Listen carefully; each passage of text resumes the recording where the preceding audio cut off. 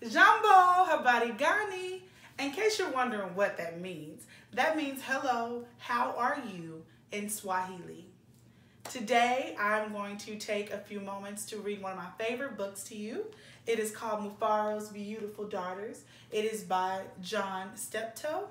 And today we're going to use this book to focus on a couple of objectives and also do a really fun activity today. So, without further ado, our first objective today is identifying what characteristic traits bring out the king and queen in me. So, we're going to think about what are some good character things that we could do. I know you guys are really familiar with hearing character. We say character and citizenship a lot at Boys and Girls Club. So, we also are going to focus on what are some examples of good character traits. So these are things that we can use in our everyday lives that show that we have good character. So I'll give you a hint to two, and then it'll kind of give you an idea of what some good character traits could be. So being kind is a good character trait, and also being thoughtful is a really good character trait to have. Also, after we finish up reading this story, if you have been through the Boys and Girls Club this past week, then you would have received one of these beautiful Queen and King worksheets that are being sent home with our members that you can color. If you were unable to receive one of these coloring sheets, you are more than welcome to draw yourself as you see yourself as a king and queen. So, now that we've pretty much covered everything that we're about to do, let's go ahead and get started. Mufarao's Beautiful Daughters by John Steptoe.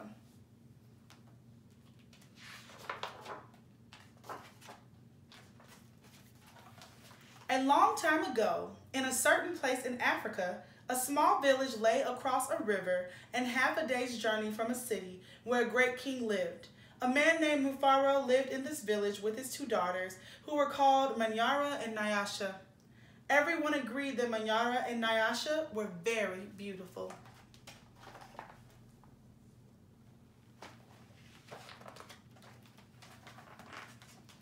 Manyara was always in a bad temper. She teased her sister whenever their father's back was turned, and she had been heard to say, "Someday, Nyasha, I will be queen and you will be a servant in my household." "If that should come to pass," Nyasha responded, "I will be pleased to serve you. But why do you say such things? You are clever and strong and beautiful. Why are you so unhappy?" "Because everyone talks about how kind you are, and they praise everything you do." Manyara replied, "I'm certain that father loves you best. But when I am queen, everyone will know that your silly kindness is only a weakness."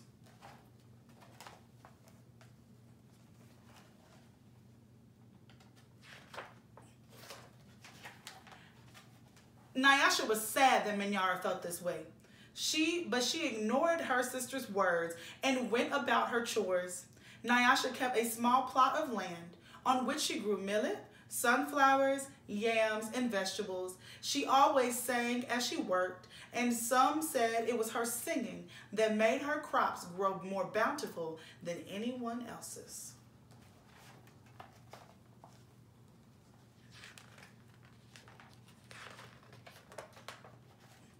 One day, Nyasha noticed a small garden snake resting beneath a yam vine. "Good day, little Nyoka," she called to him. "You are welcome here. You will keep away any creatures who might spoil my vegetables." She bent forward to give the little snake a loving pat on the head and then returned to her work. From that day on, Nyoka was always at Nyasha's side when she tended her garden. It was said that she sang all the more sweetly when he was there.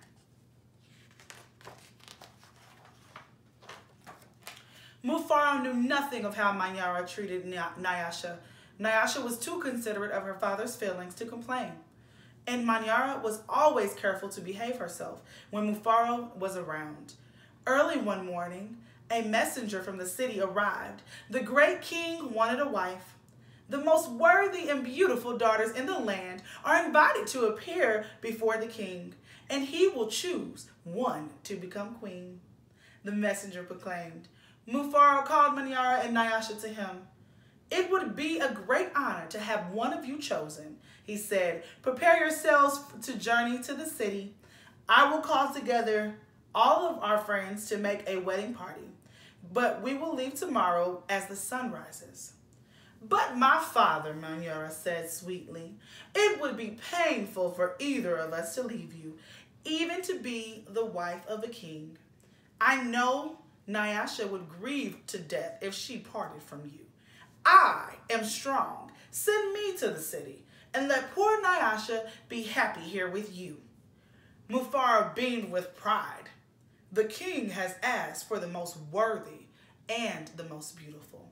No, Manyara, I cannot send you alone. Only a king can choose between two such worthy daughters. Both of you must go.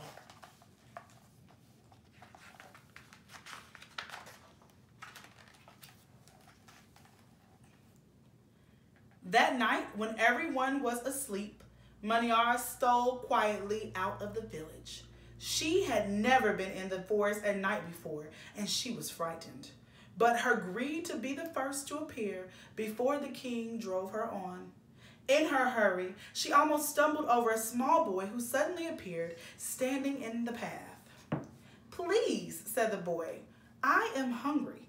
Will you give me something to eat? I have only brought enough for myself, Manyara replied. But please, said the boy, I am so very hungry. Out of my way, boy. Tomorrow I will become your queen. How dare you stand in my path? So Manyara was not very nice.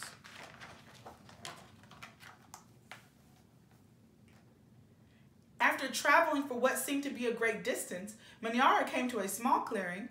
Then there, silhouetted against the moonlight, was an old woman seated on a large stone. The old woman spoke. I will give you some advice, Manyara. Soon after you pass the place where two paths cross, you will see a grove of trees. They will laugh at you. You must not laugh in return. Later, you will meet a man with his head under his arm. You must be polite to him. How do you know my name? How dare you advise your future queen? Stand aside, you ugly old woman.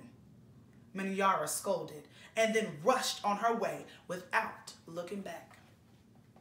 Just as the old woman had foretold, Manyara came to a grove of trees, and they did indeed seem to be laughing at her.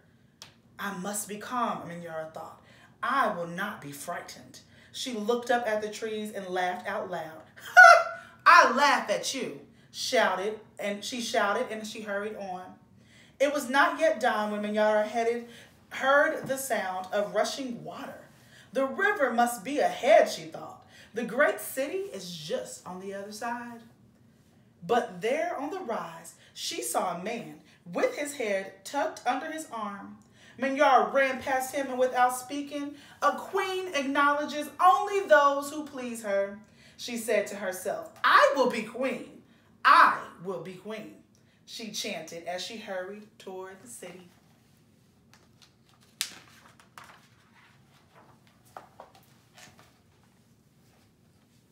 Nyasha woke up at the first light of dawn. As she put on her finest garments, she thought about how her life might be changed forever beyond this day. I'd much prefer to live here, she admitted to herself.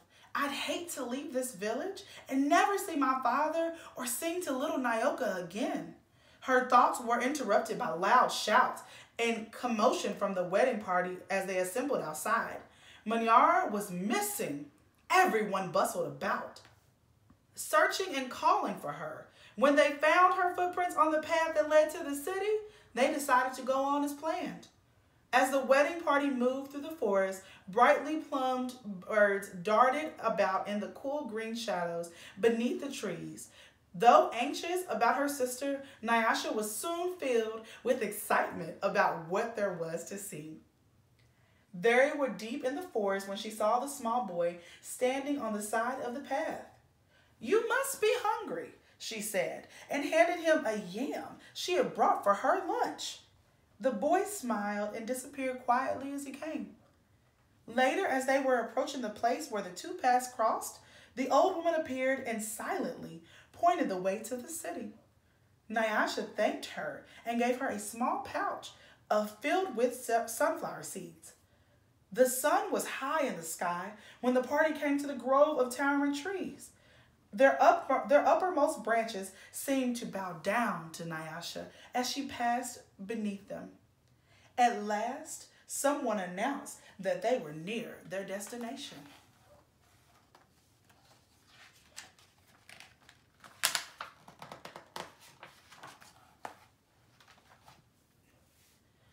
Nyasha ran ahead and topped the rise before the others could catch up with her.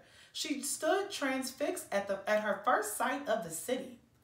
"Oh, my father," she called, "a great spirit must stand guard here. Just look at what lies before us. I never in all my life dreamed there would be anything so beautiful."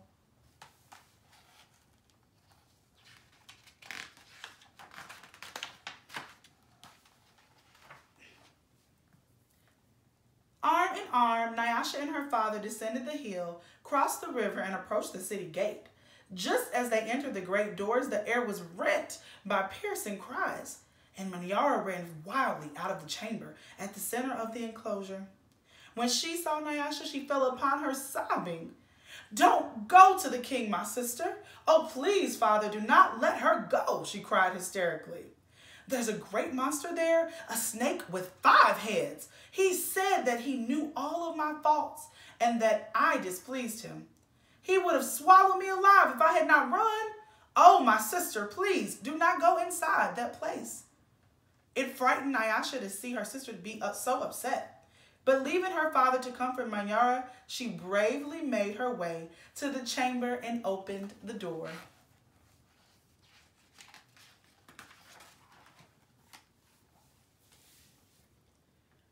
On the seat of the great chief's stool lay the little garden snake. Nyasha laughed with relief and joy. "My little friend," she exclaimed, "it's such a pleasure to see you, but why are you here?" "I am the king," Nyoka replied. And there, before Nyasha's eyes, the garden snake changed shape.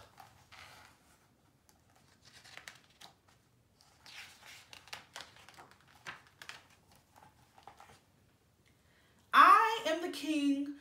I am also the hungry boy with whom you shared a yam in the forest, and the old woman to whom you made a gift of sunflower seeds. But you know me best as Nyoka, because I have been all of these. I know you to be the most worthy and most beautiful daughter in the land. It would make me very happy for you to be my wife."